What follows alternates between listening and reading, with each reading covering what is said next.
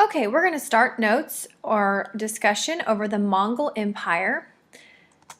And here is a map of the Mongol Empire and the land that they encompassed during their reign. As you guys can see, this is a huge area that the Mongols had under their control. It was the largest unified land empire in all of history. So this was all of the land that the Mongols had under their rule at the peak of their rule. So if you guys can get an idea of how large this land was, you can understand the power that the Mongols had over their people. I'm going to give you guys a little background on the Mongols, and then we're going to talk more in detail about the different cultures and civilizations that they actually impacted directly. First of all, the Mongols were pastoralists. That means that they herded and they domesticated animals. They were nomadic people. They moved from place to place. They had very movable homes that they could pack up and leave and move around searching for food and animals to domesticate. They lived on the eastern steppe of Asia, which is right north of China, and like I said, they were nomads that were known for their horsemanship and their archery. So they were very skilled on horses and very skilled warriors using the skill of archery. They lived in different clans or like groups of kinship, and each clan member came from a common ancestor. So they governed themselves in unique tribes based on their ancestors. So these nomadic people, they traded, yet the settled people still feared raids. So the nomadic people versus the settled people, the nomads were obviously moving around a lot, searching for food, and they were very invasive to the people who already had settlements. And like we talked about with China, the Great Wall was constructed in order to keep Mongols and nomadic peoples out. The politics of the nomads of the Mongols, they were very loosely tied together until a man by the name of Temujin or Genghis Khan comes together and he unites all of those clans under his rule to unite the Mongols. And after he unites the Mongols, he's able to conquer a lot of Asia and Eurasia in about 21 years. He's able to conquer a huge amount of land in a short amount of time. And the name Genghis Khan actually means universal ruler. So that's very fitting for this ruler. And we're going to talk a little bit about him. Under Genghis Khan and his ancestors, the Mongols are able to take over parts of China, the Islamic Empire, and parts of Russia. Okay, so under Genghis Khan, most of Central Asia was able to be under Mongol control by about 1221. Genghis Khan was able to be successful for many reasons. He was a great organizer. He was able to group his warriors and his army into units of about 10,000 warriors. So he was very strategic in his organization of his army. He was also a great military strategist. He would use different tricks and just different methods to kind of confuse his enemies and throw them off guard. That's how he was able to go and expand and grow his empire to be very large. But Genghis Khan is probably known the most for his brutality, and he was very much regarded as a brutal warrior, very ruthless. He was known for killing anyone who was refusing to surrender. He would go in and attack all cities, riding in on his horses. Remember, we talked about they're very skilled horsemen, so he would carry these big bamboo bows, and he was very fierce in his tactics. So he kind of used this fear of his opponents as a weapon, and he was able to play on that fear and gain even more control. He's also very much known for kind of like psychological warfare, of using that fear as a vehicle to expand and to conquer other areas. So that's how he was very successful in making such a large empire in such a short amount of time. After Genghis Khan dies, he dies in 1227 from illness. Ogadai becomes the Great Khan, or the ruler over the Mongol Empire. And under Ogadai, they complete the conquest of China and Kiev, which is in Russia. And Ogadai dies in 1241, and the armies are called back to the capital. By 1260, the empire is divided into 4 different khanates, and that's how the Mongol Empire was able to grow and to be successful, because they had the 4 different khanates. You had the Great Khan, which is China. You have Chagatai, which sometimes you can see that as Jagatai, which is Central Asia. You have the Ilkhanate, which is the Islamic lands, and you have the Khanate of the Golden Horde, which is Russia. And so all of these cultural differences in these different khanates kind of lead them to split apart and to kind of rule differently. But it's important for you guys to understand that there were 4 different khanates that were split up, and that was the way they were politically able to rule that vast area. And a khanate, you can kind of consider it, think of it kind of almost like a province or a region. But those 4 khanates really helped them to split up and to be able to rule the Mongol Empire more efficiently than having to rule it all as one big empire. After they split up into 4 khanates, there was a time period known as the Pax Mongolia. That just means Mongol peace. This was a time when there was peace throughout the khanates. Genghis Khan, even though he was a brutal warrior, he was actually very tolerant. He was tolerant of religion. He was very tolerant of other cultures, and we're going to talk about that when we talk about the other his influence. But he promoted peace throughout the khanates, and that promoted the spread of trade and ideas. We talk about a Roman peace when we talked about Rome, how that peace throughout the Roman Empire really facilitated trade. Well, that was the same for the Pax Mongolia. Because they were all united under one influence, they were all under Mongol rule, there was lots of trade and the spread of ideas happening throughout the entire Mongol Empire. Okay, stop and think. What do you think led to the success of Genghis Khan? Why was he so successful in getting a huge empire? How was he able to grow such a large, vast empire? And how does the Mongol Empire remind you or resemble the Roman Empire? So I want you to stop the video and I want you to go ahead and answer these questions on your paper. Okay, here is a map of the different khanates. Here's the Ilkhanate, which is the Islamic lands. The Chagatai Khanate, or like I told you, sometimes can be called the Jagatai Khanate. Here is the Great Khanate, which is made up of mostly China. And this is the Khanate of the Golden Horde. Now I know this map says the Kipchak Khanate, but this is actually known as the Khanate of the Golden Horde. So this just gives you an idea of how large the Mongol Empire actually stretched and what the different khanates that they were under were. Okay, so we're going to talk about Mongol rule in China, the Islamic lands, and Russia, and the impact that this rule that the Mongolians had on these different areas.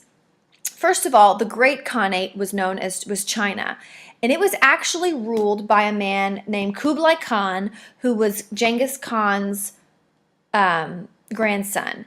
And Kublai Khan, he was very fascinated by Chinese culture and traditions.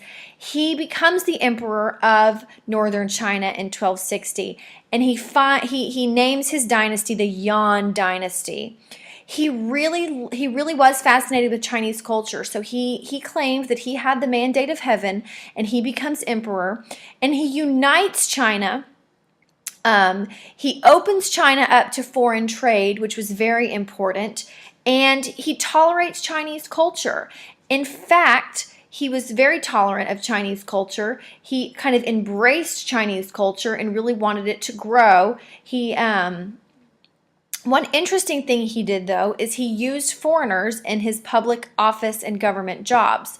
He wouldn't use any of the Chinese officials because he felt like the foreigners were more trustworthy than the Chinese officials. So Kublai Khan would utilize foreigners, people who were not native to China, as public officials.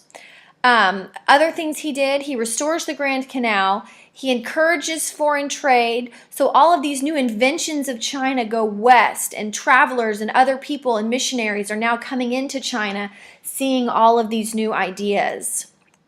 One of those people that comes into China was named Marco Polo, and he was actually a merchant from Venice, Italy, and he was a visitor. He comes to work in the Mongolian court, and he's astounded. He's totally blown away by Kublai Khan's court and all of the technology and all of the technologies of the Chinese.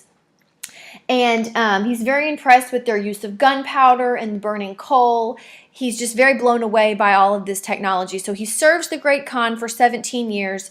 He writes a book of his travels, and that's how we know about some of the things he sees on his visit to the Great Khan under Kublai Khan. The end of Mongol rule in China, actually, the army suffers many defeats. Their money starts to be spent on public works and wars. They go into debt. There's not a whole lot of money to be had. So eventually, when Kublai Khan dies in 1294, Chinese rebels were able to overthrow the Mongols in 1368. So not too long after the death of Kublai Khan, the Mongols were overthrown. Okay, let's talk a little bit about the Khanate, which was the Islamic lands, the Khanate that encompassed all of the Islamic lands. And living there before the Mongols came in was a Turkish tribe called the Seljuks. And the Seljuks, they had been successful. They had attacked the Byzantines. They were able to cover most of Anatolia, which is present-day Turkey. They had come in and they had attacked the Persians, taken in a lot of the Persian culture. So the Seljuks were doing very well.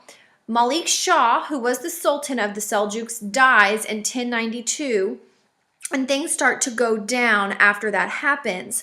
The Seljuks have a run-in with the Crusaders. Remember, the Crusaders were the people, the Christians coming in to the Islamic lands trying to regain Jerusalem for their holy city. So this encounter with the Christians really weakened the Seljuk Empire and caused them to be weak and to face a lot of loss of their people. So once after this happened, the Mongols come in. At 1258, the Mongols come in and they are able to take over the city of Baghdad, and they completely shattered the city.